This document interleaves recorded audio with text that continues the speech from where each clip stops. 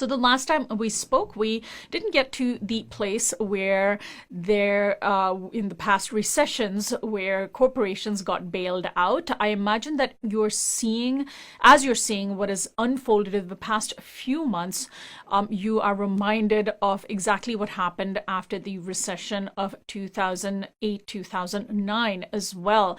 As a historian, I imagine you are not at all surprised that corporations made out and laughed all the way to the bank while millions of Americans remain unemployed, right?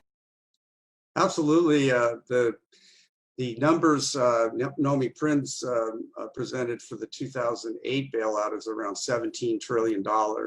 So far, it's been about 3 to 4 trillion. I suspect it will exceed that. And I think it's a loud, statement that capitalism, as we are taught about it in school, does not work. In fact, when the economy starts to collapse, the only thing that corporate interests in our government can do is give corporations a lot of money while punishing working class people by, firing them. They lose their jobs, they lose their benefits. And this is, a standard operating procedure. The people that engineer these economic collapses, Wall Street, the financial system, manufacturing, they don't suffer its consequences. They get bailed out and everybody else has to take a hit. And it should be of no little importance that there has been now the second major global economic collapse in only 12 years, just underscoring how fragile and how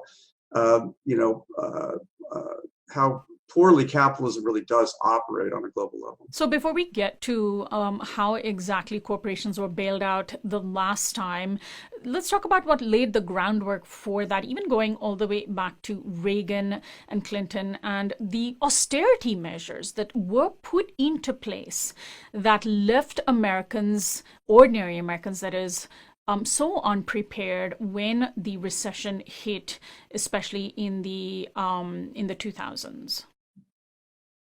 Well, a lot of the reforms that are attributed to Ronald Reagan actually began under Jimmy Carter, who was a very conservative, anti-labor, segregationist Southern Democrat. Wow, so hard to imagine that now, considering where Carter has come.